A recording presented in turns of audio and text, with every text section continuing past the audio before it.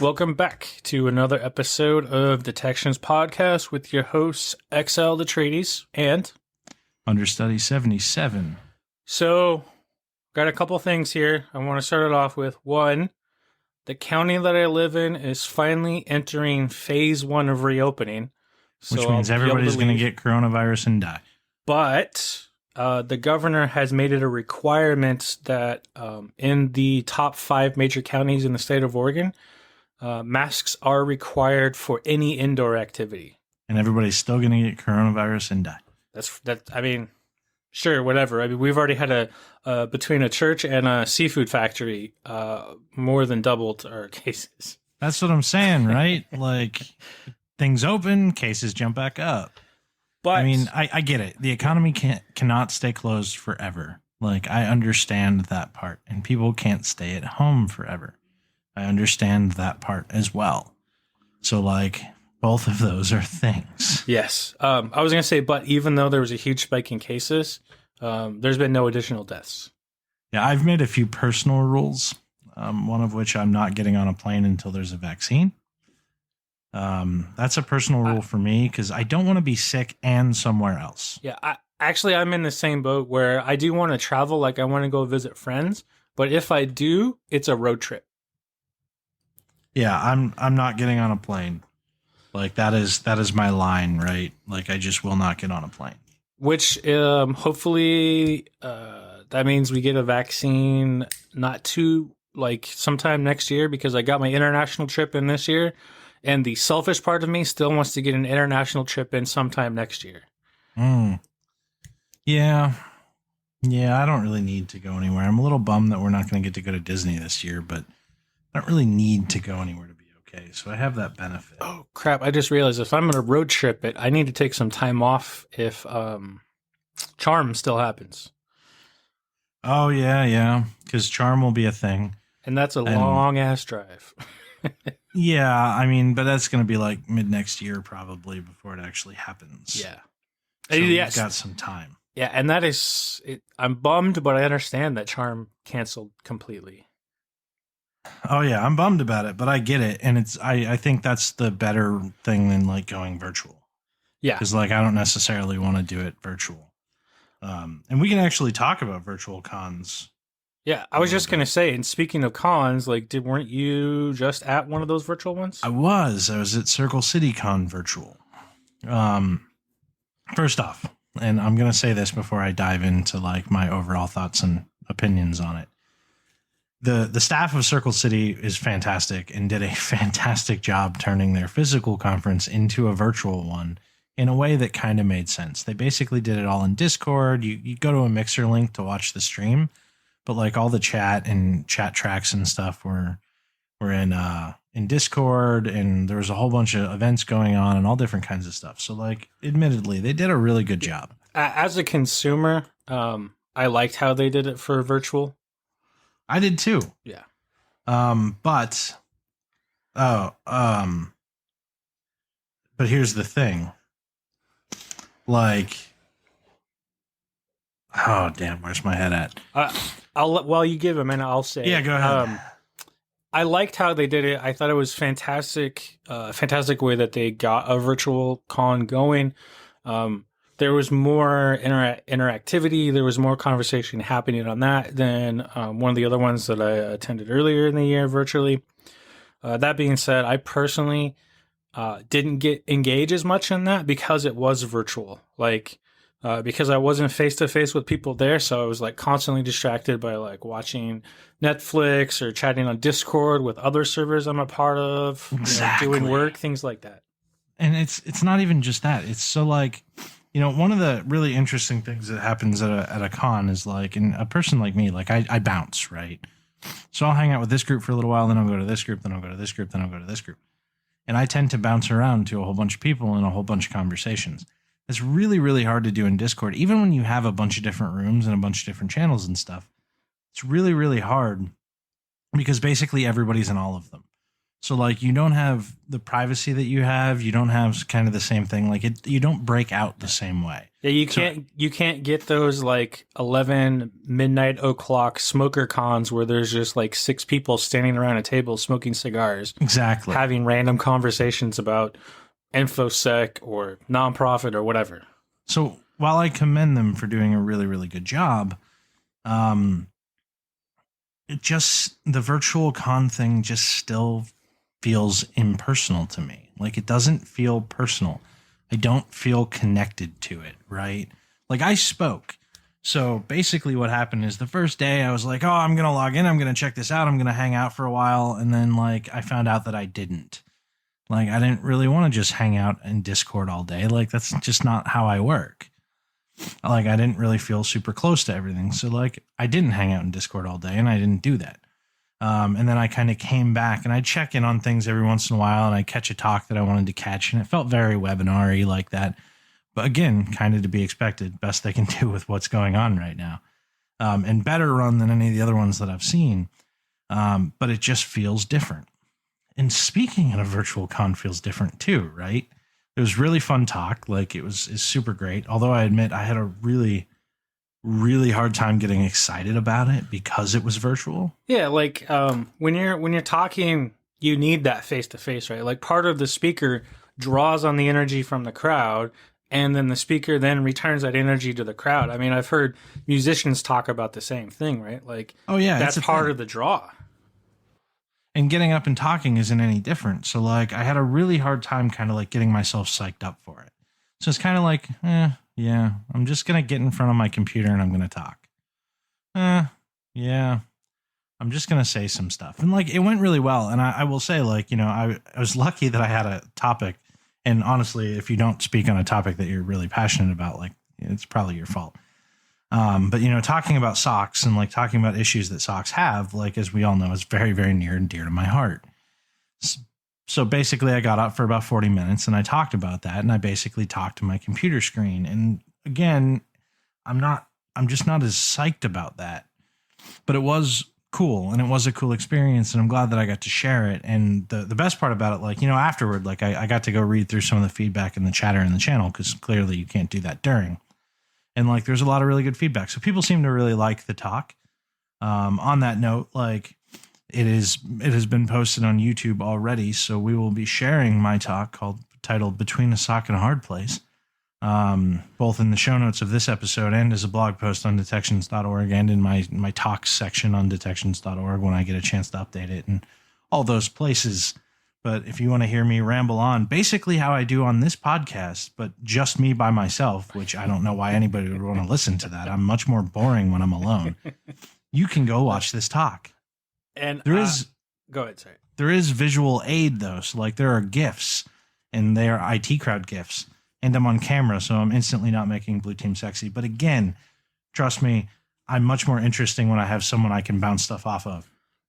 Yeah, and I was just going to say, and even though, like, understudy and I prefer to have that in-face crowd, like that in-face connection, that doesn't mean that it's that it's bad, right? Like, we're just saying, like, this is our experience, that we're the kind of people that we need to see the faces. Like, well, it'd be easier, I think, if I was doing it with somebody else. Like, I have no problem doing this podcast every week, and we don't see each other's faces, and we don't see anybody, and like, there's nobody listening or feeding off this stuff. It's just that I have someone else that I can talk to. Like, it's a conversation. And you can use your vape pen when we're recording too. That's a little bit harder to do when you're on stage. Also true. That does help. Although maybe we should do a talk on stage where you're just using your vape pen and we just have like whiskey or something in front of us and we just drink and hit your vape pen as we normally would. There you go. That's not a bad idea. The cool thing about when I used to speak at vape conventions is that's basically what it was. So, because, I used to do a lot of vaping conventions before infosec conventions and stuff, and I used to speak at a lot of them. And we do, stuff like battery safety, or we do like a live show, because I used to have a vaping show, right?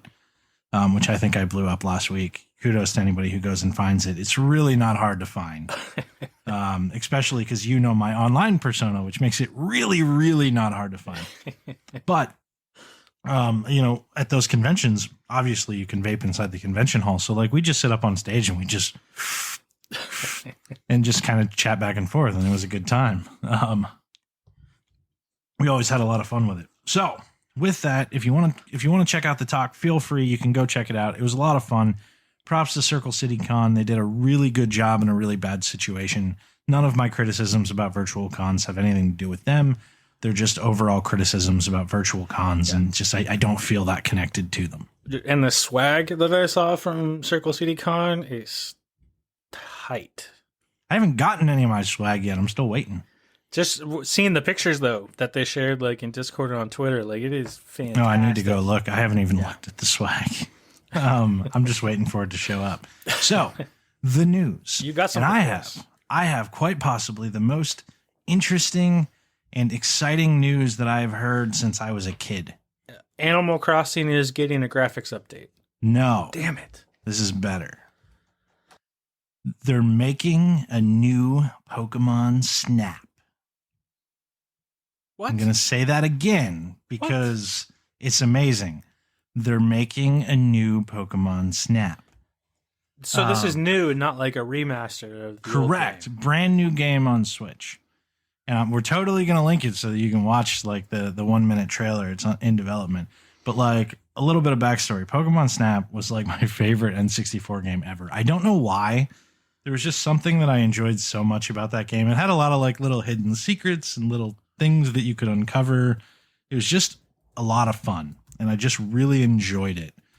So, obviously I have ROMs and stuff for it, and I'm playing ROMs, and like, it was literally like 2 weeks ago or so. I was like, I really want to play Pokemon Snap again.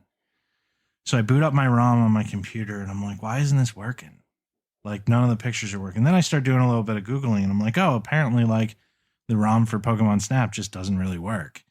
But I know I had it working before, so I start doing some research, and then I'm like, will they ever make a new Pokemon Snap? And I do some more research, and apparently, like, the head of the Pokemon company is like, no, they will never make another Pokemon Snap. Like, he has sworn against it. And this was the news article that I read, right? It's never, ever going to happen. Sure enough, a week later, I'm flipping through the news, and I'm like, there's a new Pokemon Snap. Ha! I'm so happy. So happy. Whereas I'm saddened but understand from my video game front that I saw that Cyberpunk 2077 got pushed back yet again. Oh, that is sad. I'm actually really looking forward to playing that game as well. But I did read more into it, and I just pulled up the link. It's not because they need to do more content. All the content is done. The storyline is done.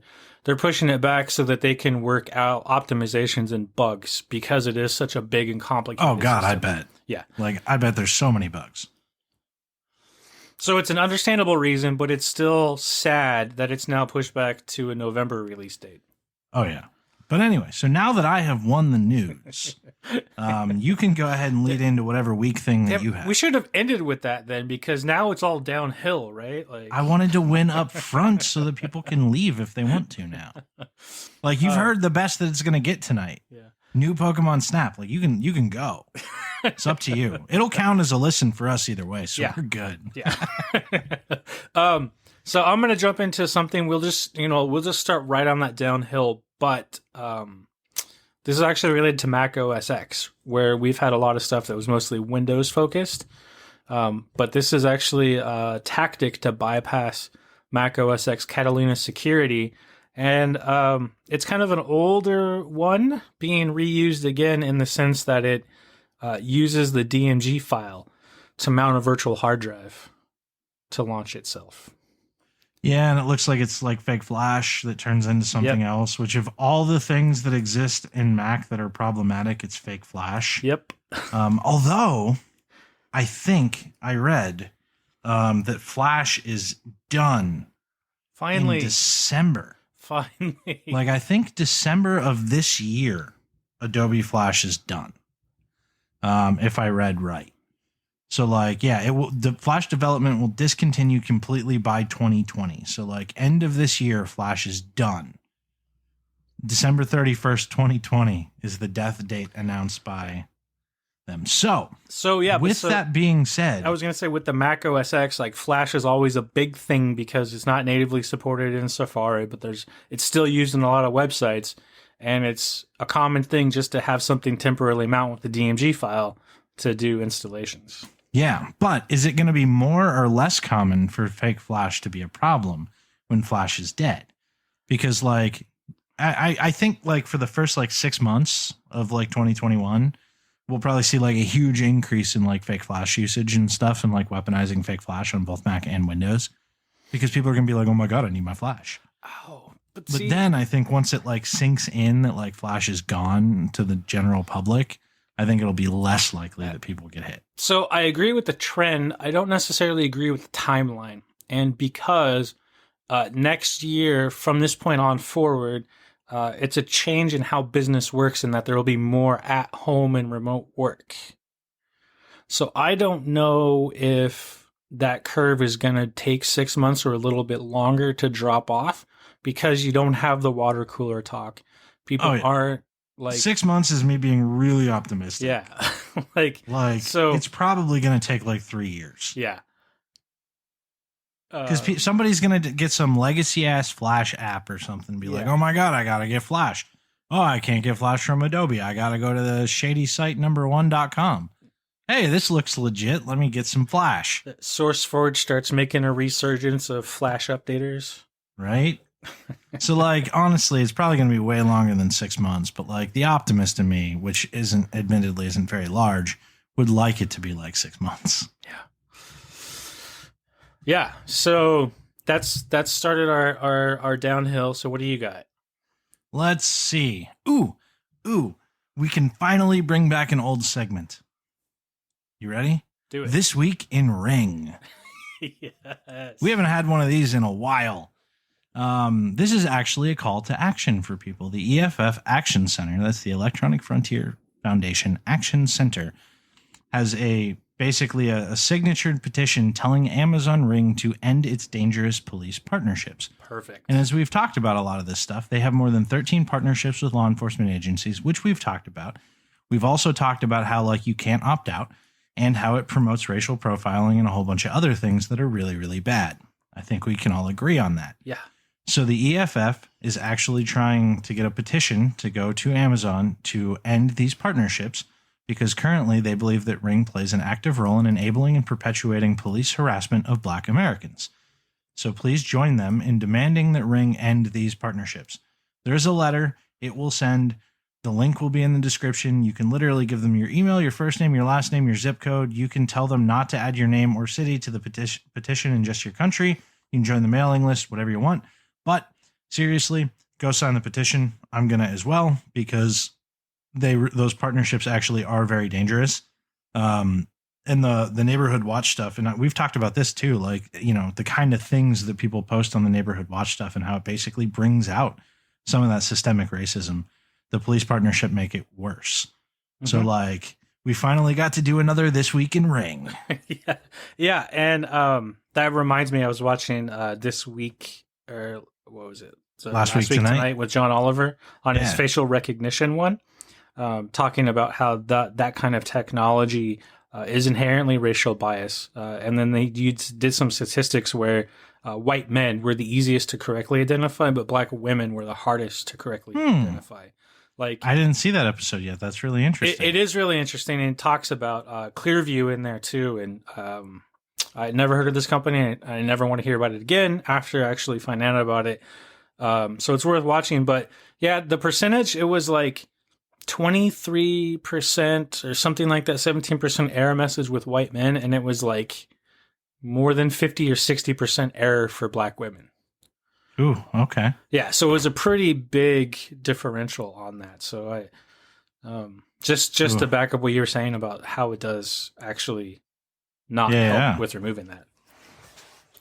So back to you. So I've continued downhill spiral. So I've got one that's actually an old war, but a new battle, the battle of browsers. With Microsoft. Their most recent release of Edge through Windows Update, the whole Edge Chrome battle back and forth. So it's Edge. I think it was. What do they say here? It's now available for all Windows 10 users 1803 and up. Yeah. With some I want new to talk about this as you go through it because I hate this battle, but keep going. but it's an important battle that's happening because of how many Windows 10 systems are out there. So of course they've got things like hiding annoying notifications, profile switching. So when you're working from home. Now I will say this though, using Edge and going to Google sites, they do an in-page pop-up to try to get you to either make Chrome a default or install Chrome. Also, when you're trying to install any Chrome extensions, they give you this is not necessarily set to work on Edge. Yep. So, like, both sides are playing stupid fucking dirty. Yep. Man. And the thing about it is Edge is still built on the same Chromium backend. So for any security or privacy concerns, it's probably the same for both browsers. Oh, you're just choosing likely. Microsoft over Google. I have long had this problem, and this is like it's a personal pet peeve of mine when the big tech companies basically put each other in their crosshairs, and then like the consumers pay so much, right? Yeah. So like I was a huge Comixology fan for a really long time, and I still like use the app for like comic books. But when Amazon bought Comixology, all of a sudden on my iPad I could no longer buy comics. Because they won't support, the way Apple is. And apparently there's some reports that Apple's actually going like freaking hardcore. Like if your app has any subscription or purchase, you must allow it to like be purchased through them so they get their cut. Otherwise they will like unpublish your app. So like apparently Apple's starting to strong arm developers, which is shitty. And that fits in with their tactics, and they have some pretty big cuts on the money that they take out of apps that publish. 30%. Yeah, it's not small. But the problem is when these wars start, like who ends up hurt from it? Like the consumer is always the person who ends up hurt by this war. Because now all of a sudden I can't buy comics from my app. I have to sit down at my computer, and then I have to like go log in, then I have to purchase it there, and then I have to go to my iPad and read it. This Chrome Edge thing is the same thing. Anytime you type in another browser in Windows 10, which I fucking hate Windows, it goes, try Edge. And they're forcing rollout to people. Again, like you can't do anything about it. You can't remove the stupid fucking pop-up that says you should be trying Edge and not using this other browser that you use. Or if I was using Edge, anytime that I install a fucking app or a add-on or a extension, Chrome is going to be like, you shouldn't be installing that extension. We can't guarantee its security. Like this crap hurts the consumer so damn much. It's getting us back to, again, those old wars just still being continued. Not just the browser, but the antitrust Microsoft went back through in the early 2000s about how it was hurting consumers with packaging like Internet Explorer and unable to remove it. And crap, what was the other one? My brain just lost it. Open source versus closed, right? So the whole walled garden proprietary software versus open free market available. Yeah, and I mean, I will be the first to admit that, I am a huge Apple person. Like I have an iPad, I have 2 iPhones, I have like 3 Mac computers, I have the speaker. I'm fully invested in that ecosystem. However, I still hate I hate a lot of their business practices. But at the same time, I hate a lot of Google's business practices too in the mobile world. And I literally just hate the user experience of Windows and everything else about it. And I don't think Linux is ready for prime time yet. Like it doesn't meet my needs. Yeah. So how many years have we heard this is the year of the Linux desktop? Right. It just doesn't meet my needs. Like it could meet a lot of people's needs, but it doesn't meet my needs. Like, I'm familiar with like Photoshop. And I'm familiar with the things that I'm familiar with, and I'm not really interested in trying an open source alternative because I don't want to relearn a whole new thing. So like before everybody goes like, you could use Linux. Like, yes, I could, but I really don't want to. So like my real choices are Windows or Mac.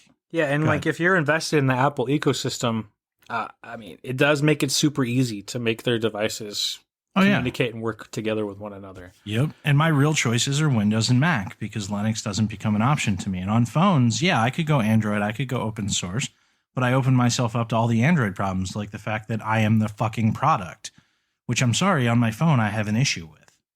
Like, I don't want to be the product. I'm happy to pay money for a product rather than being the product myself. I think Google has a lot of really questionable practices with data tracking and user privacy that Apple doesn't necessarily have. Apple has a lot of antitrust problems. While I hate them for it, they don't really personally affect me the same way. Hence why I make the choices that I make. I'll never forget going to an infosec meeting and somebody being like, "Yay, congratulate my wife for finally switching to an Android phone and getting off Apple crap." And I was like, "Do you have a Facebook?" He's like, "No, they track you." I'm like, "Yeah, you have an Android." Like, infosec people are hypocritical jackasses. Yeah. Not all of you, but a lot of you. Like, seriously, if you're anti-Facebook but pro-Android, like, you really need to reevaluate your choices because they're both pretty bad. I mean, to use a D&D analogy, you're just picking a red dragon rather than a black dragon at that point. Right? It's still an evil dragon. Yeah, whereas like me, like I have I have a MacBook Pro, but then the Windows system I use for work and any Windows system I had, I usually run Windows. Unlike with WSL or dual boot it with Linux, just I tend to run agnostic, right? So it's just I usually have at least one of those things available to me for whatever reason. Oh yeah, I have all of them. Like, I got a Windows box that I play games on if I want to play computer games, and I got a Linux box for malware analysis and shit. I mean, because as cool as Steam has done for the market for Linux and Mac gaming, it still can't compare to a Windows system. If you're correct, yeah. Which is a shame because my iMac Pro actually has some serious specs for gaming. Yeah. It just doesn't have the same options to play games on, which kind of sucks. But that Vega video card is dope. But again, as we get back into the point, like not to have the big battle here or whatever, but like, you know, the problem is when these companies battle, consumers end up on the opposing side of it. But like a lot of these companies have built a culture of fanboyism or fangirlism, right? That like the consumers will always blame the other side. So like, you know, the Apple Amazon thing, like I'm more inclined to hate Amazon than I am Apple, but I will admit fault in both sides of this situation in a lot of ways. The Apple fanboyisms are like, "Oh my God, Amazon." But like the anti-Apple people are like, "Oh my God, Apple." Like both companies are kind of being shitty. Yeah. Like just deal with it. Exactly. Like all these companies are shitty. They're all shitty. And when they fight, it hurts everybody who uses their shit. And it's happened. I feel like it happens more and more every day. Yeah. I mean, like the last analogy before you move on with your next is if you like look through ancient civilizations, like their mythology, when the gods or the titans or whatever it was, when they were fighting each other, it was always the people on Earth that took the damage, took the fallout. And that's the same kind of thing. Exactly. So what I'm going to jump into is actually, we'll do another browser-based thing. Chrome extensions with roughly around 33 million downloads, have been found to basically steal sensitive data and send it to 15,000 malicious or suspicious domains. Yeah. There's a report that you can read in the article, but company researchers found that 111 extensions identified as malicious connected to internet domains registered through Israel-based Galcom, and they found eventually through like spiderwebbing across, they found 15,000 registered domains through Galcom hosting malicious or suspicious behavior, and they used a variety of different evasion techniques.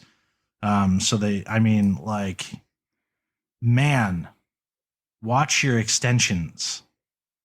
Seriously, like pay attention to your extensions because goddamn. 33 million downloads across 111 apps. Like, browser extensions and mobile phone apps. Like and browser extensions are notoriously hard to control. Same with like Android apps, notoriously difficult to control, notoriously difficult to police. Oftentimes are not going to be caught by any standard AV. Well, you know, phone being phone, but like browser extensions, because like browser extensions aren't necessarily queried by AV.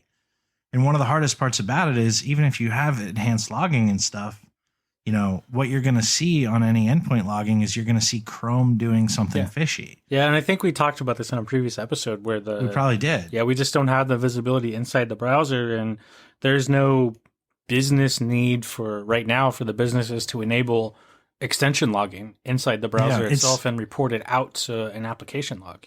it's literally like having like your browser is like this sandbox mini computer that exists now, right? Like that's what a browser is now. And in a lot of ways, modern browsers keep you really, really safe. But unchecked extensions in a lot of ways don't keep you really, really safe because you give them access to basically everything that's in that browser and they can do some serious shit. And then they bypass those security controls by going in a place that they don't even engage those security controls. Exactly. So like, I'm not surprised to hear that 111 browsers got pulled down, but 111 apps, but like that's a lot. Yeah. And if you think it's 33 million people having sensitive data sent out on them, like all they did was install a browser extension. So like just something to keep in mind. And to pile on, while Google is taking the beating from us tonight, I don't mind beating up on Google a little bit. I saw this one where Google Alerts was circulating malware. Oh, yeah. Right? Yeah. So scammers are using these fake data breach notifications over Google Alerts to do like a phishing kind of tactic, but using Google Alerts with these data breach reports to get people to click links and download files and stuff like that. So I've seen it used through Google Calendar as well in a similar fashion, which is really interesting as well. And then there was was it a couple of years ago, the proof of concept of using the Google app permissions. Mm-hmm. All right. I guess that we can pile off of Google and beat on somebody else for a minute. Google's so fun though. Like it's such a big, I know, a big entity. But let's beat up on another big entity. Let's beat up Netgear, probably one of the most common home router companies. So nearly 80 Netgear router models could be hacked over the internet, and there's no fix. At least 28, very likely as many as 79 home Wi-Fi router models are vulnerable to an attack. This is actually coming out of Grim Cyber, so like an Arlington company. I'm sure many people who listen to this are very familiar with Grim and Bryson and a lot of the people involved in that, as well as seconded by a Vietnamese security firm, VNPT-ISC, independently found the same flaw. It basically lies in a web server built into the router's firmware. The web server runs the web-based administrative interface that the router owners log into with their password. Full lists of definitely affected and likely affected Netgear routers are not the end of the story. So apparently they got notified of this back in like January from the Trend Micro Zero Day Initiative, which is a really cool program. But they still haven't provided firmware updates for it. It's likely that we won't see patches until probably at least the end of June. And some of the routers have reached the end of life and not get patches at all. So like there's not a whole lot that you can do other than potentially turn off remote management so that no external network can access. So like that could at least close you up for the time being. It won't quite solve the problem because anybody who has access locally will be able to exploit it, but it'll at least keep the wider internet from hitting your routers. So like there's another one, and that's pretty major, right? Yeah. Like 80, potentially 80 routers, home routers, like that's pretty major. It's a specific text string on models that put the router into update mode, bypassing the login process for the admin interface, by the way. No reason to hack something if you can just bypass the security control. Well, then you can trigger a buffer overflow, which gives you full power over the router, and then you can run your own code on it. And that's where you get your RCE. With no authentication. Yeah. There's a proof of concept. You can go look at it. You can also go listen to us talk to Andrew Thompson about proof of concepts and all that stuff. So anyway, so I think what we're gonna do, we started out really strong with Pokemon Snap, then we kind of went down the whole let's beat up on the big guys. I'm gonna bring it back up a little bit into kind of like a lightning round because I'm looking what's left here, and I've got 4 things, but they're all kind of related in the sense that they're tools or data sets to give out to the community to use, or increases in security tools to help make things better.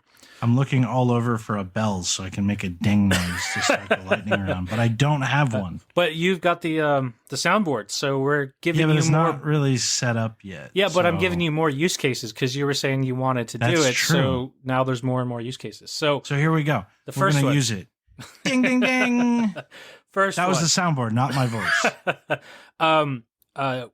Microsoft Defender now comes with a UEFI scanner for detecting firmware attacks. That's a pretty good thing, I think. Next bell. Ding, ding, ding. I was slow on the button. Slow on the button. So a new search has been put out called Spicy, SPYSE. That's similar to Shodan, Census.io, except it includes some other things like screenshots of the website and some further breaking down. So it's not only something that red teams can use to do recon, but it's something that defenders can use to find out what's actually exposed for the networks you're defending. Next bell. Next bell. Ding, ding, dong. Thought I'd change it up a little bit. Uber has jumped on the open source bandwagon, and they are releasing the source code and open sourcing one of their internal tools called Piranha that goes through and automatically cleans up stale code. Last bell. Last bell. Hold on. Ding. That's all I got. I don't have another variation. That's fine. It's the weakest bell for probably the coolest thing that I think. DARPA. Yes, DARPA. We've got a federal institution on this one, has released a data set that they call their OPTC, that's Tango Charlie data, from what they've collected for like nation state actors and APTs having done activity on networks while they were watching, which includes a whole data set of Zeek information that you can use to look at. And they have a report that's their intelligence report, complete with atomic indicators. Ooh. End of lightning round. End of lightning round. Yeah, it was a lot, but I think all of those are good things to provide out to the community. I gotta say ka-chow, because like during Circle City Con, when I wasn't paying attention, I was watching the entire Cars trilogy. That's how I spent my weekend. I started getting caught up on Letterkenny and Archer. Yeah. I did talk about Mark Orlando's building a SOC A team talk though too, right? Did we talk about that when we hit We recording? have not talked about it on air. Oh, cool. So like Circle City Con, one of the talks, I couldn't find it yet, so I don't know if the recording's out yet, but I will recommend check out Circle City Con's YouTube channel. Check out Mark Orlando's talk, building a SOC A team.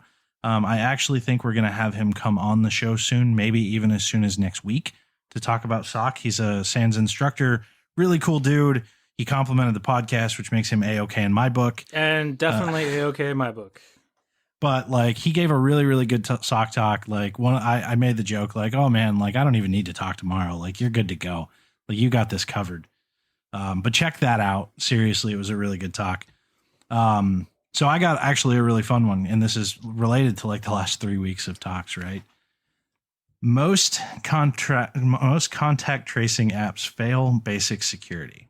So there was a survey of 17 Android applications for informing citizens if they had potential contact with a COVID-19 infected individual.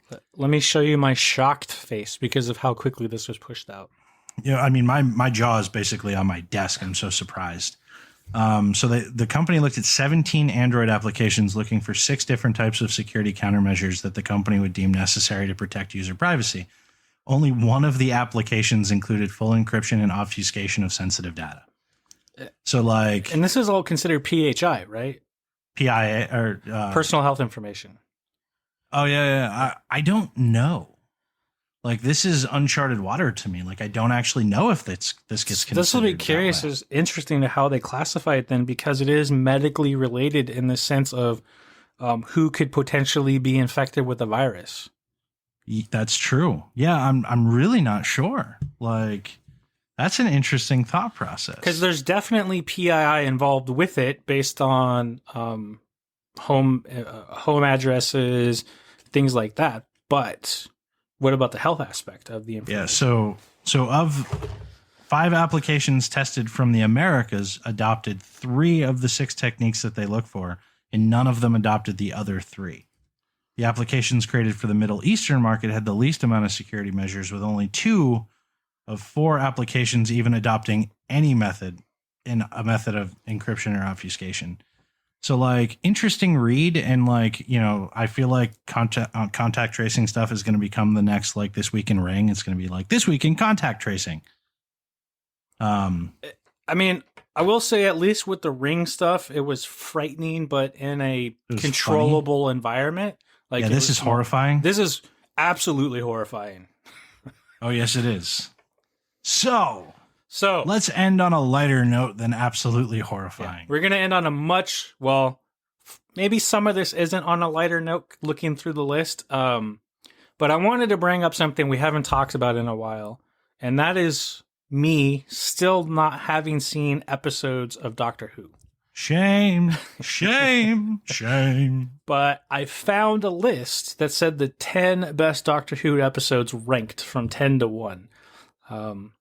Now, what would be interesting is the number 2 and number 1, I've been told are fantastic, which are Silence in the Library, Force of the Dead, and Blink.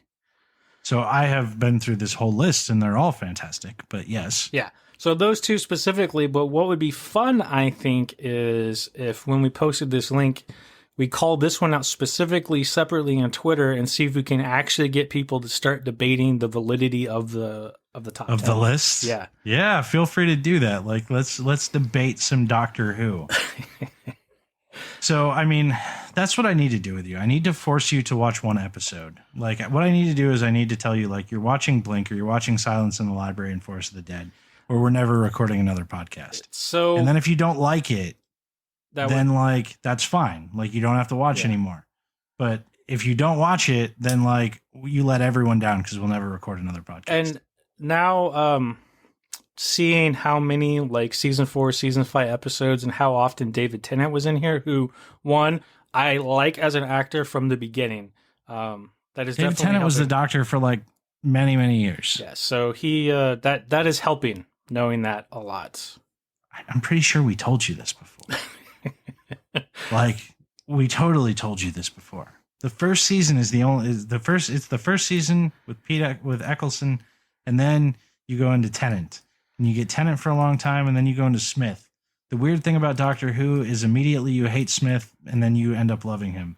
And then you hate the next person, and then you end up loving them. Like, Doctor Who has that way. Yeah, the first season, though, like, I was forced to watch the first 3 episodes in high school, and I just never got into it. So there's still that cognitive dissonance of that memory, of just not enjoying it at all. Yeah, the problem is those first 3 episodes, like, admittedly are a little rough. But trust me, just watch it. Just watch one of the episodes on this list, and then, like, you can see if you like it, and then you can watch. There are far more ups than downs. And when I say forced to watch, I was literally in a friend's room before we were playing a D&D night, and they put them on, and then I sat in the back of the room doing something else. If you haven't watched anything by V-Side's Charm, I'm going to strap you to a chair, and we're going to put it on. Anyway, that should probably bring us into our topic, because we were planning on a short episode, and that's not happening. Well, we got a little sidetracked with some of the new stuff. I mean, I wouldn't say that. I'd just say we've been having fun. Yes. Although our topic tonight is definitely one we could spend another 45 minutes on. Probably. But why don't you bring it in? But I think the conversation is going to extend to being longer than that because it deals with the culture. So I brought this topic up because I was involved in a conversation on Discord where someone brought to my attention the increase of the price for the certified ethical hacker certification from something that was a little expensive but doable for people to $1,200. And I was like, what the fuck? So we're going to talk about the cost of entry into this industry. Into InfoSec in general, right? Because you figure that you have a couple different ways to get into InfoSec. And, you know, a lot of people ask, like, how do I get into InfoSec? And there's a couple different ways, and it really depends on, like, the people that you're talking to and really the people who are hiring, which way will work. You have your standard degree. I mean, that's, you're talking $60,000, $70,000 minimum, probably. Community college might be a little less, maybe 10 to 20,000, right? Yeah, or some states, even state college will be less just because it's lower cost of living or whatever. But 50 Like to state 60, schools. 50, 60, 70 is pretty average from everything I've heard. Let's say 20 on the low side, but still 20 grand. Yeah. Like, it's not cheap. And the community college may not actually gain you any favor when you start looking. Then you have the certification route. So you can go get a whole bunch of certs. But like, as we're seeing, like CEH went up, certs get more expensive every year. And we're starting to get to a point where like, $1,000 is low for a cert, right? No. Like, that's... Now, I want to say about the certified ethical hacker, what really caught me by surprise is when I was getting started and I was doing a comparison of information value to what sort of like studying I would have to do to generally how it's accepted by the industry, either the community or hiring managers, the CEH came out as definitely one of those initial gates, right? It was like the low That's because tier. it's a government list. It's a government list. And when I was looking over the concepts and everything and looking through some of the study material, I'm like, this is one that I could do a boot camp, pass the test, and maybe retain the information, maybe not, compared to like the offensive security, the OSCP, the pen testing with Cali class, which required a lot of hands-on stuff. Now, this was a few years ago, but I don't think it's changed that much from that same kind of base. Probably not. And I mean, well, the third one is really like getting involved in the community. So conferences and like, that kind of stuff. And even getting involved in some of the online communities, but really like the conferences and the face-to-face and all those things kind of help. The networking, right? So that becomes the who you know. Correct. But that actually is surprisingly location locked. Like you can do a lot from the internet stuff. Right. But like you get really location locked. Like if you're not in a place where like B-sides and stuff exist or within normal like distance that you can go, you can really struggle to get to know people because it's online identities, and that's always a bit harder. Yeah.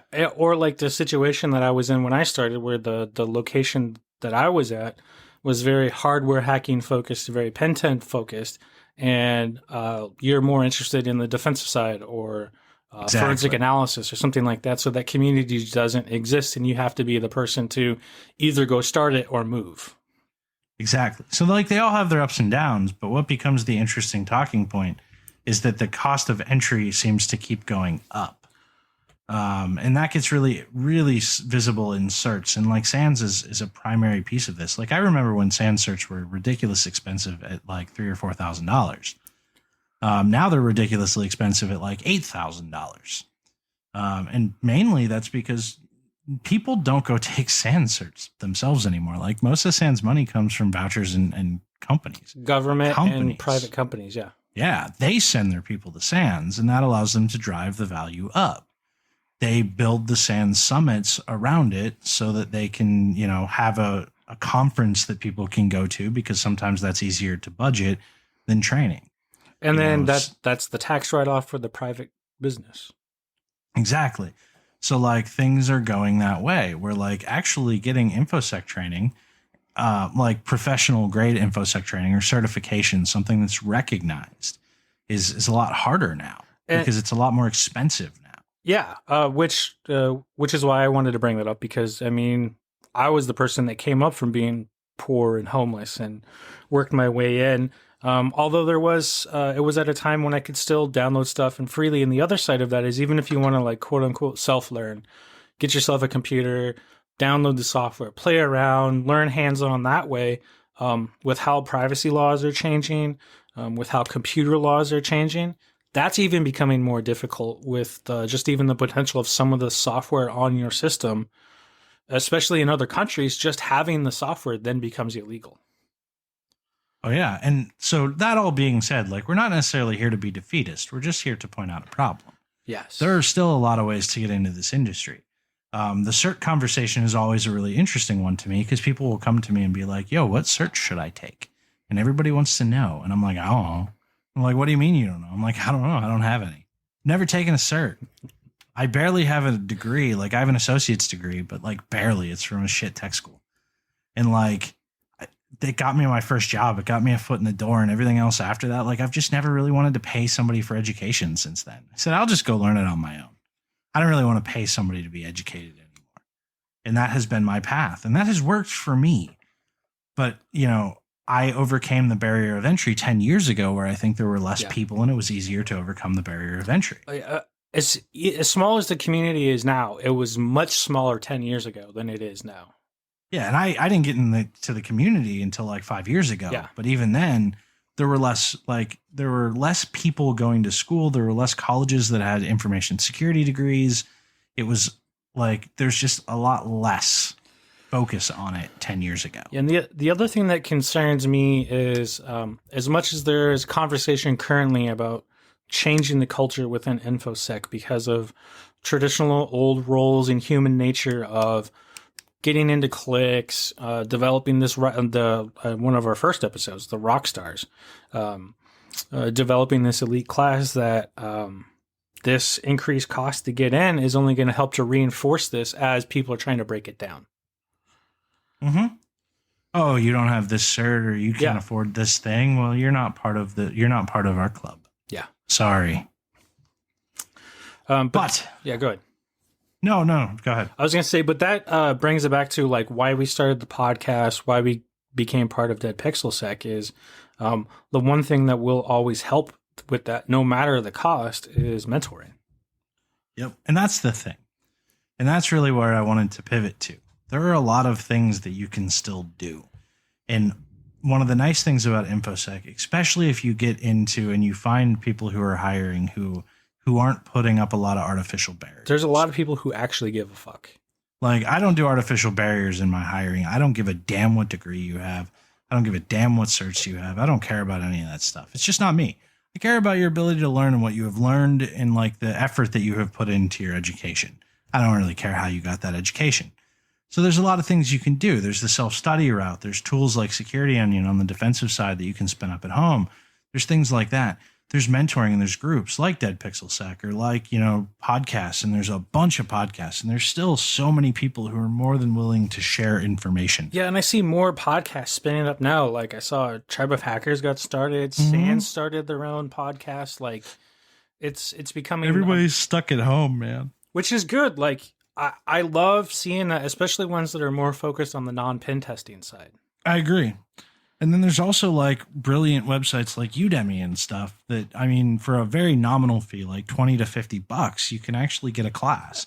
Now, the value of those classes can vary pretty greatly. You know, I know some people who took like an intro to computers class where they swear that the professor or the teacher would go on tangents about like gun control rights for like 20 minutes or 30 minutes, which, I mean, cool. Like, that's your belief. I'm for it. But that's what you pull in high school. Don't do it in your paid class, man. But all the same, so the quality of it. But like, if you pay attention to the reviews and stuff, and you get some suggestions for which courses to take, you have that option. And like, you know, Security Blue Team, while Exile and I haven't seen the finished product yet, so like, I'm not willing to endorse it until I see the fully finished product. It's nominal. It's, you know, $500 or so. Yeah. So it's not disgustingly expensive. It's not cheap, but it's not disgustingly expensive. It's something that if someone did a side hustle for a little bit because they had like, they could do some graphic design or whatever and did some Fiverr stuff on the side, you could get the money in a reasonable amount of time. Yeah. It's a possibility. Yeah. And I mean, full disclosure, we're academic advisors, so we're helping to make the content for it. I'm not encouraging you to go buy it because of that. Like, just saying that there are options that exist out there that aren't as recognized as SANS. And there's a lot of people who really want to make content to help teach people for a lower price. And like, that's really the thing to bring home, that while yes, the elite of it all, I feel like we're seeing that cost of entry change. The DoD standard certifications and the SANS stuff consistently get more expensive because they can shoulder the burden on the company to do it. You know, we're starting to see like a whole group of guerrilla educators popping up. And I was going to say, right when you went on to the guerrilla educating, but what that does is it now opens up a new market of opportunity where a mixed market economy that like exists in the US, where we have a free market aspect to it. Now there is a void for people to come in who have an entrepreneurial mindset to fill. Exactly. So there's a lot of possibility and a lot of potential and a lot of ways that you can get started. But we did want to shine a light on this because it's something, and I mean, we're not going to dive too much farther into it, but it is something really interesting to think about, that the cost of entry seems to go up every year. Yeah. And we're still at like such a huge infosec job shortage that it amazes me that there's still people who make it so hard to get in, because like we need people. And that's how we can continue the conversation, like social media and stuff, is now think about, like you just brought up, what is that going to do to the job shortage?